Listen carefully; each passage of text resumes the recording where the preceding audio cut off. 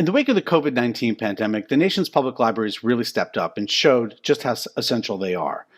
But as you will all recall, as this narrative of hero librarians started to take root in the press in 2020, in the early days of the pandemic, the reality was less apparent. For those of us who were privileged to be able to work from home, the pandemic experience was fraught but manageable. But for many frontline workers, including in our nation's libraries, it was terrifying. In a February webinar titled "We Are Not Okay, Library Worker Trauma Before, During COVID-19 and What Happens After," a panel of librarians explored the toll their work took on them in the wake of the COVID-19 outbreak. It was an eye-opening discussion. It's still online, and I urge you all to check it out if you haven't already. But I couldn't conceive of holding this year's U.S. Book Show without a discussion about the health and welfare and safety of library workers. So today we have 3 participants from that February webinar. With the organizers' permission, we've even cribbed their title. We are still not okay. And the reason why we chose that title is because, well, we're not. We're barreling towards this post-COVID world. We're back in bars and restaurants and sporting events, and in some states and locales, masks are hard to come by, and vaccines are not required. So we're not okay. And while we have vaccines and better therapeutics and PPE, it's clear that the virus is really far from done with us. And especially as immunity starts to wane and new variants emerge, I have to wonder, what have we really learned from those terrifying early days of the pandemic? And also, how are library workers feeling about their safety and well-being as we head towards this supposedly post-pandemic future? And with that, please welcome my guests. Veranda Pitchford is the Assistant Director of the Khalifa Group, a nonprofit membership consortium of libraries across California, and the Principal Investigator of the IMLS-funded Libraries as Second Responders Project. Welcome, Veranda.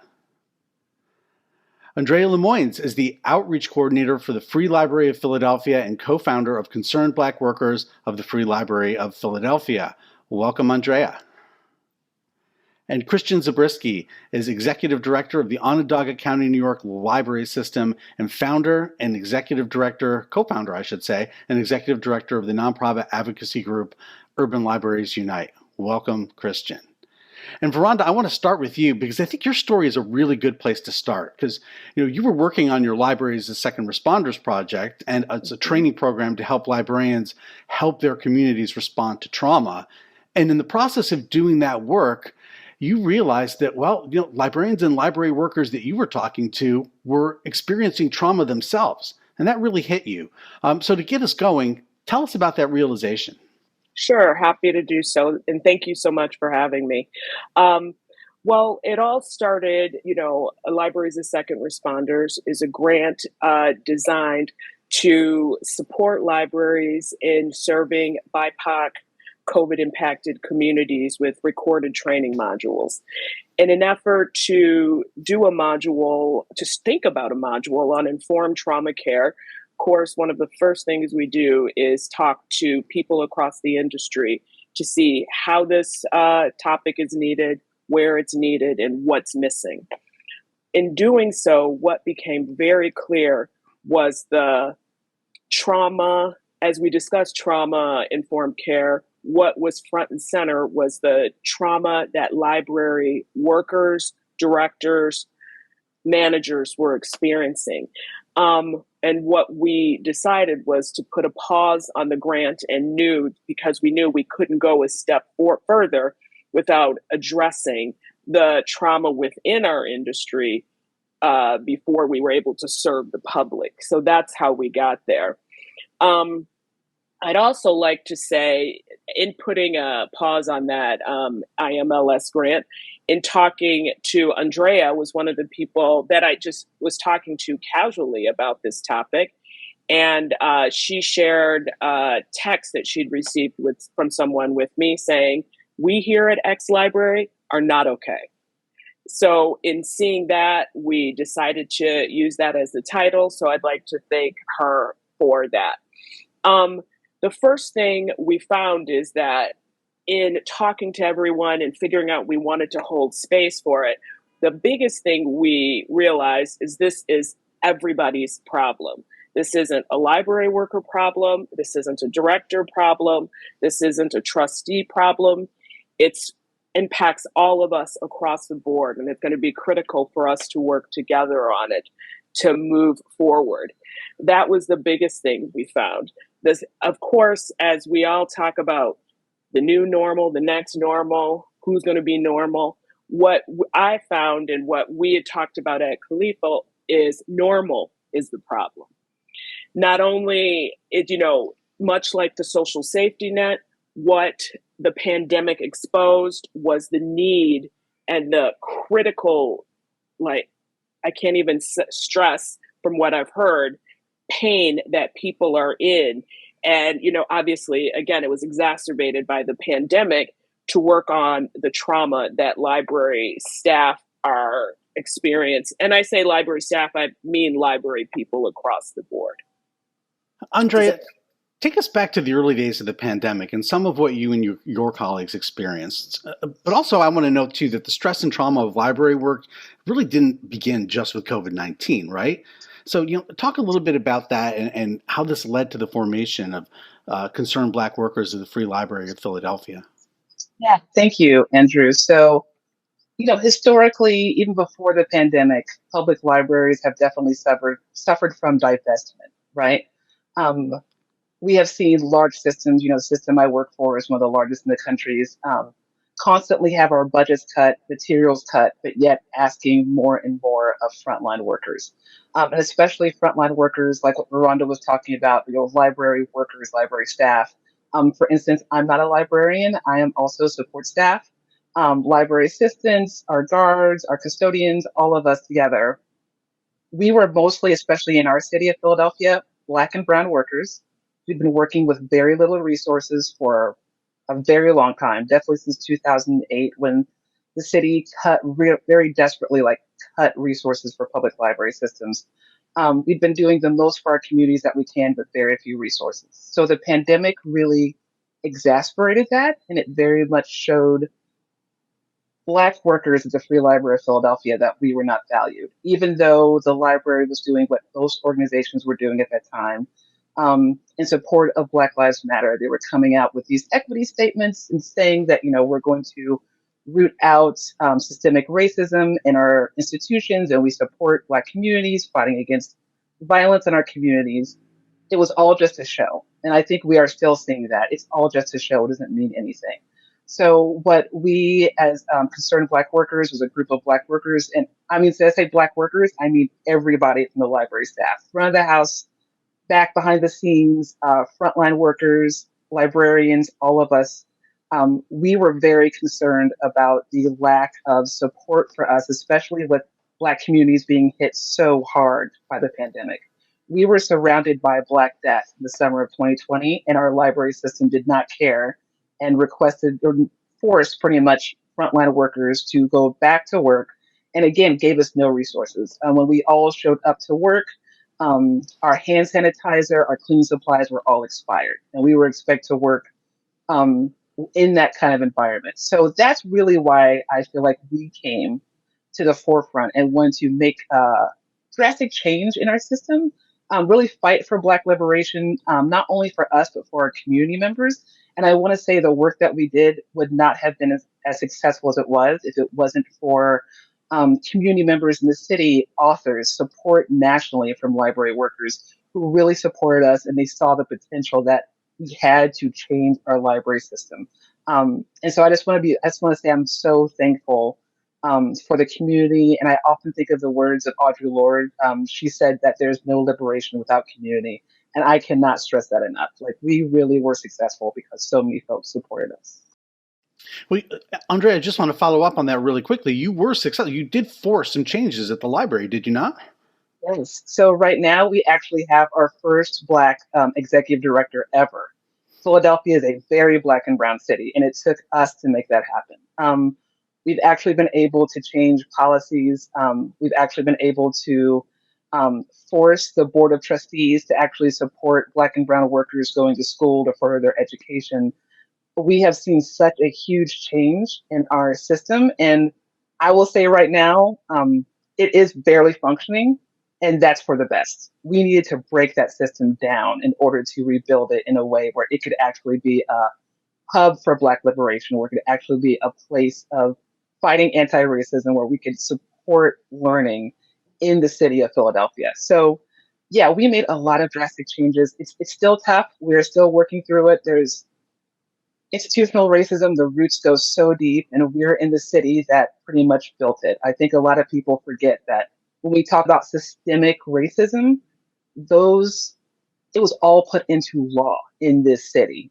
Philadelphia, I don't think the United States is going to change until Philadelphia changes. And I'm very proud of the work that we did as frontline workers. We are very much a part of the Black radical tradition in organizing in Philadelphia, and we just have so much support. And yeah, it's just, I don't know how to say, it's just a lot. Hmm. It's a lot going on.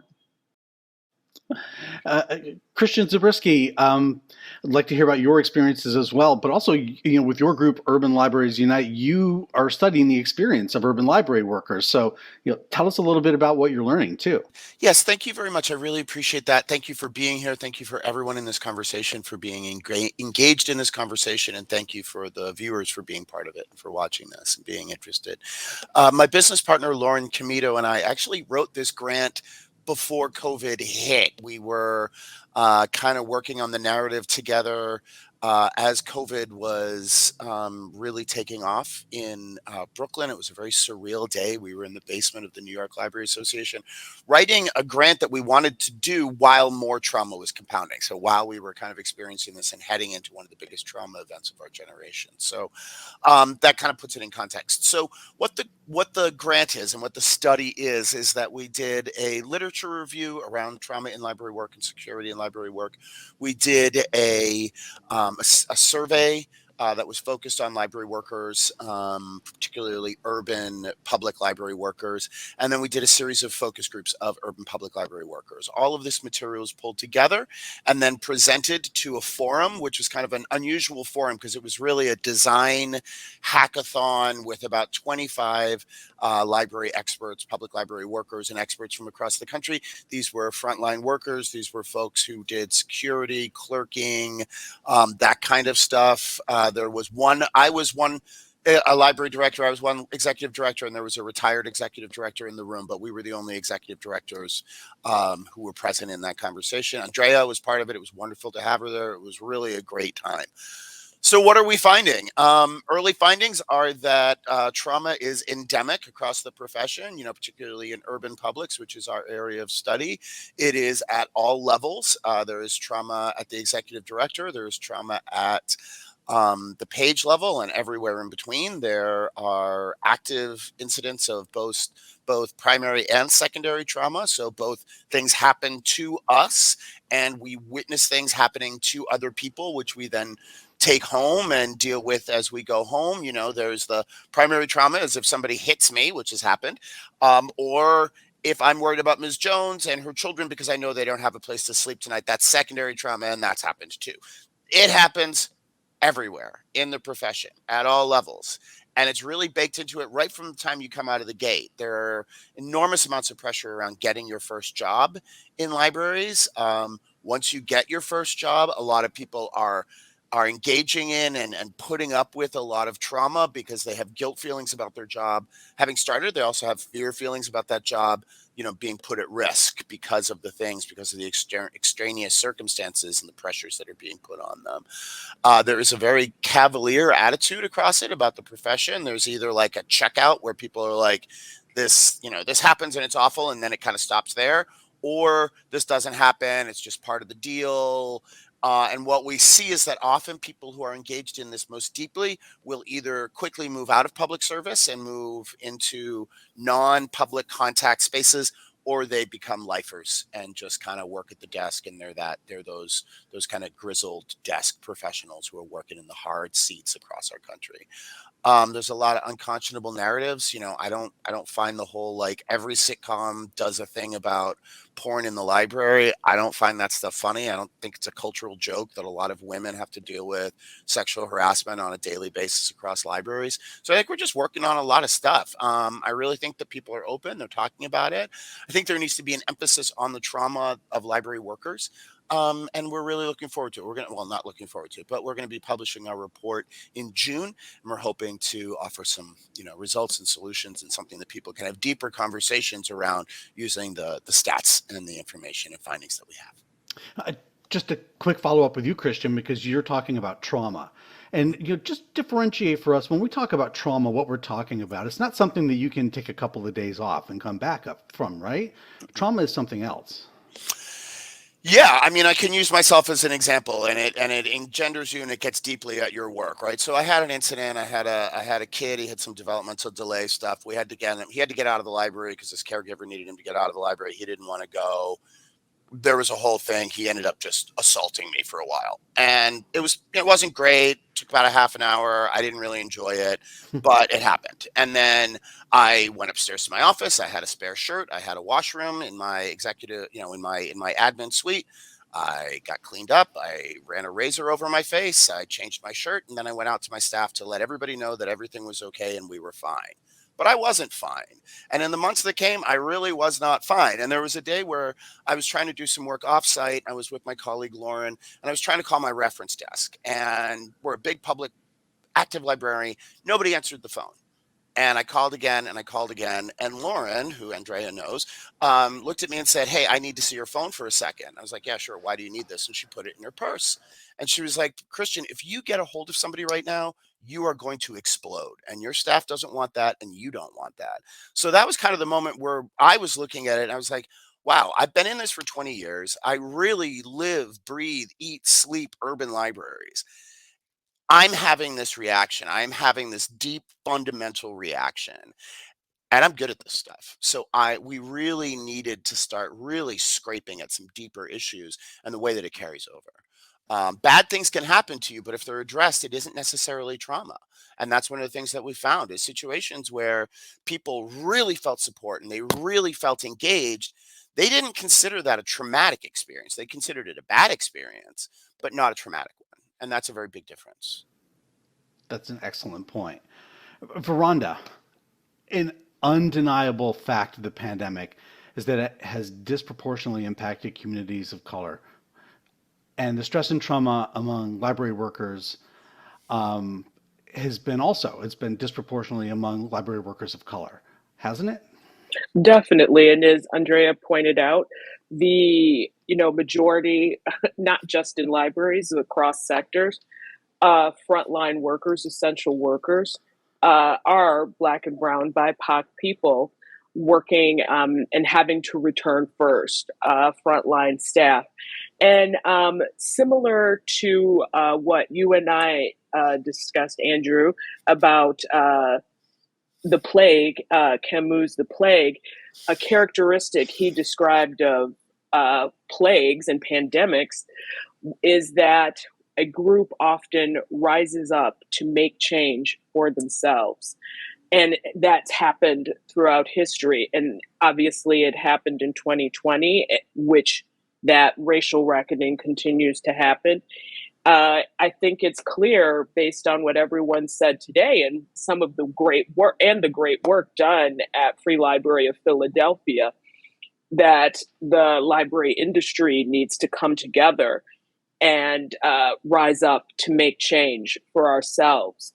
I think this also means is, as I alluded, maybe I didn't allude to it, that normal is dead. Not only do we need to make change, we need to do it in new ways. This idea, which Christian talked about, which I can't wait for everyone to hear more about it. The future, it is critical that we co-create our future. It can't just be one set of people at the table doing that. It requires all of us at the table. Because frankly, I think that's what got us in a lot of the mess we're all talking about today. Not having all voices at the table for a future in which everyone doesn't just survive, but thrives to serve communities better. Andrea, in the webinar in February, you spoke about the need for a cultural shift. a power shift was really needed to create change in libraries. Talk a little bit about what that power shift, what that cultural shift has to look like, and are you seeing that start to take root in Philadelphia? Yeah, I think when I think about what the power shift and cultural shift looks like, I think a lot about Volbazi Itar's vocational awe, about addressing issues around white supremacy, around low pay, around oh, what do you call it when you call where you start adding more and more things onto your job description. Um, so we need to like actually, I feel like what the power shift is going to look like. I'm a strong union person. I come from unions. I'm a member of my union. I feel the power shift is going to come from the workers, from the frontline workers. We have the numbers, we have the power, we know what the job takes to do on a daily basis. We know how to run these libraries, and we are the first folks who have the connections with community, and we know what community wants from us. So I see the power shift really coming from Black voices, Brown voices, and the intersection of Black and Brown and queer, of really leading this fight and organizing, and maybe not even so much unionizing. I do think unions are the basis for organizing, but I do think that you can just organize your work group, like organize frontline workers. We can organize ourselves in order to make those power shifts and make those cultural changes in our library systems. I really think vocational awe very much spells out the issues that got us here. And I think addressing those issues is what's going to take us to the new, right? Take us to this future, take us to this next step where workers are treated with respect and dignity, and also where we have healthy boundaries around our jobs. I think talking about boundaries, talking about saying no, is a huge part of the culture shift. It's a huge part of the power shift. When I think about um, my coworkers, especially people who are very active and concerned Black workers, we all said no, it's enough, and you will no longer treat us like we are less than. So workers really stepping up and really telling their bosses no is what's going to make the changes we need to see in the library. Hey, I want to bring in Christian and Veranda to both weigh in on this, the sort of the culture shift and the power shift that's needed here. COVID pointed out a lot of what needs to change. Are you seeing a cultural shift and a power shift in the library profession? Christian, I'll start with you. Yeah, I mean, first of all, obviously, I am coming to this from a place of great privilege, right? I am a white, cis, straight, prep school, Ivy League educated guy. I get it, right? And so I think that people, particularly executive directors like me, need to approach this from a really strong perspective of allyship. And they need to lean into that a little bit and make some priorities and make some priority changes there, both visibly and invisibly. Like, you don't have to do it performatively. You have to actually do the stuff. That's where it actually matters. So, I kind of speak to this when I say, like, hey, look, if you're a library director, your staff of color, your staff who are gay, your staff who have neurodivergent needs or any of those issues, they get abuse daily for that. Okay. Your staff of color have absolutely endured abuse at your reference desks. And I'm not okay with that. And you shouldn't be okay with that. And I'm sure you're not. But I think we kind of forget that. And we just imagine that that doesn't happen because how could it happen in our shop? It happens in your shop. It probably happened this week. And I'm sorry to tell you that, but it did. So you kind of have to make choices. And one of the things that we've done here at OCPL is we have a policy in place that if patrons in a conflict with our staff use racist, sexist, or homophobic language, they are banned from all of our locations for a week with a court order, like an order of trespass. You don't come into our shop or we'll arrest you from all locations for a week. There's no like discussion. They don't have to run it up to by my desk. If somebody drops a really nasty epithet at you, I don't want that person in my library. I don't want them interacting with you or other patrons. And I think that we just kind of really need to lean into that. We need to make those choices as leaders, and we need to put our schedules and our budgets where our mouth is. I mean, anti-racist statements are great. Having a space where racism is not allowed in your library is a lot more meaningful to me. So that's kind of what we're working to. And I realize that's a dream, but that's our dream. Yeah, Veranda, are you seeing the beginning of a culture shift and a power shift? And Yes and no. to be honest. I do see a lot of library leadership stepping up, working to understand the needs and the precarious vulnerability that their staff are experience, even just getting to work. But in other places, I don't. I don't know what it takes for some people to get there, but I will say this: what we need now from now on is at all levels the opportunity to express vulnerability from leadership on, grace, compassion, so that we can come at co-collaboration for new ways of being, as I said before. In some cases, I saw a lot of, for some people, my organization works nationally, making people stay in the library the whole time. Now, in some cases, they were required to do that by a mandate from their city or local government and had no choice. But in other cases, that wasn't true. And I don't know if they had the opportunity to experience vulnerability in coming to work day to day. So there's some frustration in that. And that things will be the same as it ever was if we don't. I will say one more thing that I wanted to circle back to about this trauma that we're talking about. I think, for example, when I mentioned that we talked to a lot of people in the industry about and saw that trauma was front and center, I did talk to a few people that unfortunately had experienced a traumatic event at their library and sought care for themselves from an outside source, went to a learning event on trauma.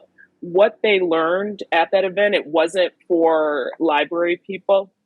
The person leading the event, the subject matter expert, took them aside and said, I have never, in all the groups I've worked with, seen this level of trauma in a group than what you talked about today, because that person hadn't worked with libraries before.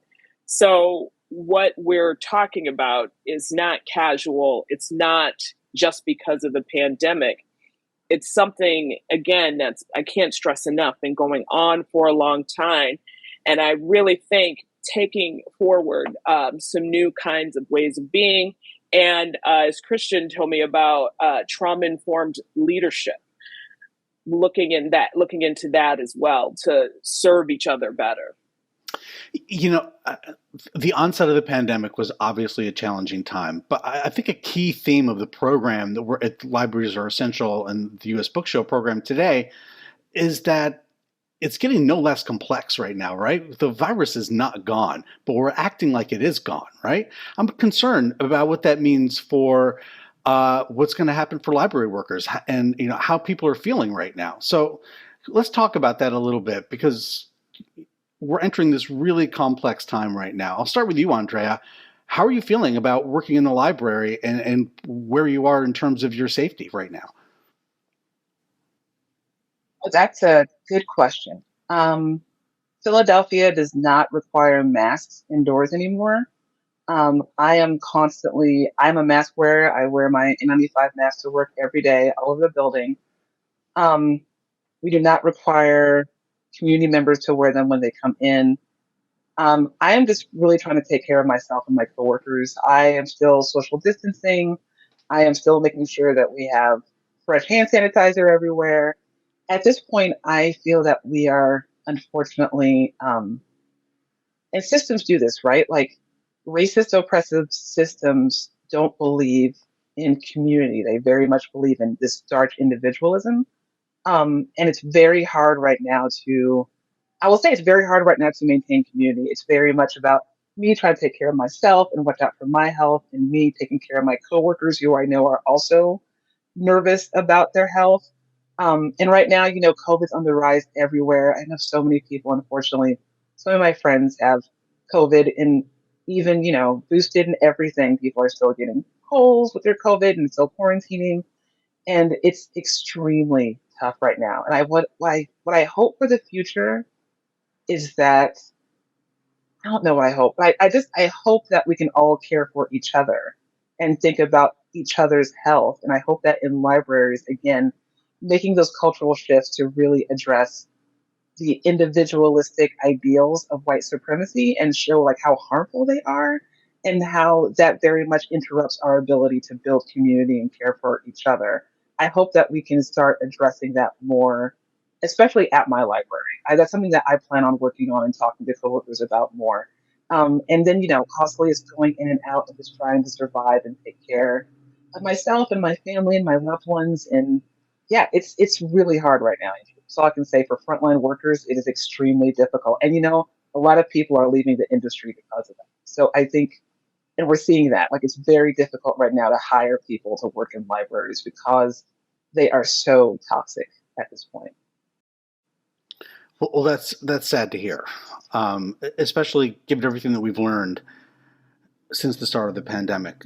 Christian, do you want to weigh in on this? I mean, do you agree that it might be a little even more complex time? At least at the outset of the pandemic, there was a will to deal with this, right? Yeah, people had some kind of inherent kindness. There was like a sense that we were in this together. There was a sense that we could, band together and all this kind of thing. Hey, look, I don't do frontline work, and it's been a while since I have, so I want to be real clear with that. From a leadership perspective, if you haven't gotten it yet, you may not be able to get it. So if you haven't gotten it yet, try, okay? You really, look at your HVAC system. If you're a library director and you don't know what MERV ratings are, you need to know what MERV ratings are. You need to know what the MERV rating of your filters in your HVAC are. And whatever they are, you should still be looking to improve them. Use your stanchions, use the tape on the floor. A lot of times we are kind of given other rules, right? My buildings are owned by the city. My organization is run by the county. When the county decides we don't wear masks anymore, we don't wear masks anymore. But that also means that I can still make them available to my staff. I can still have sanitizer at the doors. I can still make sure that and I'm not throwing any of my colleagues or fellow directors under the bus, hard times, yada, yada. But people handing out expired hand sanitizer, I don't know, maybe not do that, maybe we choose a different path, and our engagement with our staff makes us choose a different path on that. Veranda, this is all alarming for me to hear. Clearly the virus is not gone, but a lot of the government safety mandates are, right? And in addition, we're seeing a crisis in mental health, right? We're seeing houselessness. We're seeing pandemic funding is drying up. Inflation's off the charts. A recession might be coming. And we all know what happens in libraries when a recession hits, right? They get more busy. Mm-hmm. We're in a bit of a spot here, are we not? We are jammed tight, and it's just getting tighter and tighter. And the only thing that can break us free is us. I want to circle back to all I can do is stress the great things that have been said. This need to keep talking to each other. I'm very much in the belief of we need to live with the question, which is something Raina Marie Rilke said in Letters to a Young Poet, that we can't leave this question behind because COVID is over. We are in the library industry. For those who are struggling to understand how they can support staff of color, frontline workers in their institutions. We are library people. Go look it up. You can do it.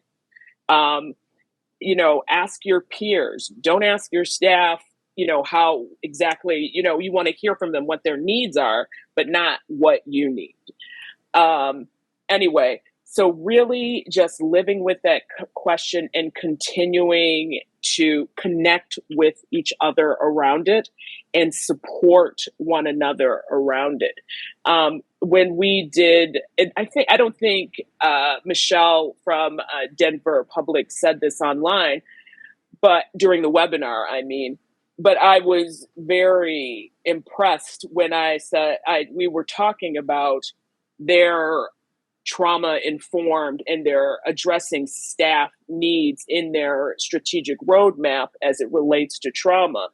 And she said, this is a time in which BIPOC staff spoke up more than they had in previous iterations of strategic plans or roadmap. And I said, oh, why do you think that is? And she said, because they are fed up. And I'm not specifically saying she said that about people in her library. Maybe she was, but people are fed up. And again, I'm looking for us to do more than survive. We have the resources to thrive. And if it's not us, then who is going to make it happen? And it's not that people have to come to the table with a solution, but they do have to come to the table with the question. And I encourage everyone to do that with their peers, with their managers, with their leadership, with their trustees, and with their communities.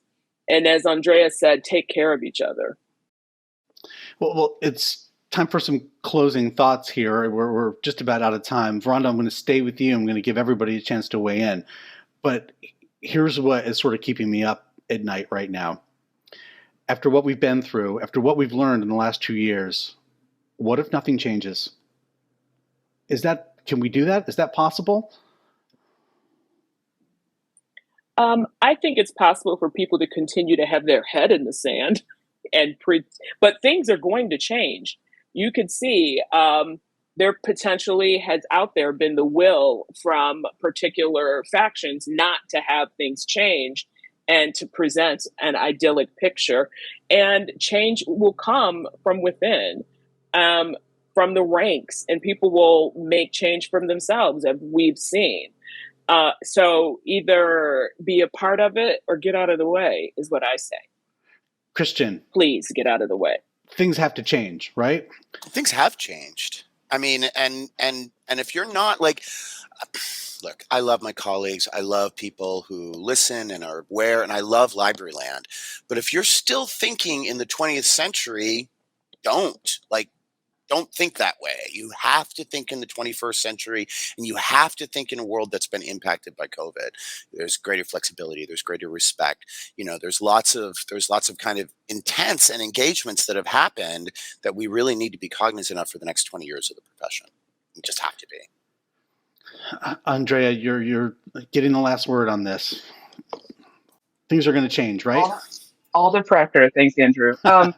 Things have changed. I definitely see it. And something I'm going to lift up the workers at Amazon. I think that they are such a symbol of change that is happening in our culture right now. Frontline workers, Black-led, are just, like Rhonda said, we are over it. We are done. We deserve a quality of life, just like these rich people do. We deserve a quality of life just like leadership does. There's no going back. I can tell you right now at the Free Library of Philadelphia, there is no going back. And I think that we are just one of many institutions where frontline workers are saying no, who have worked to create power shifts. And I think, like, what Rhonda said, people are going to hold their head in the sand, but it's on to the future, it's on to the new. There's no going back. Andrea Lemoynes from the Free Library of Philadelphia, Christian Zabriskie from the Onondaga County Public Library, Veranda Pitchford from Khalifa. Thank you so much for this important discussion today.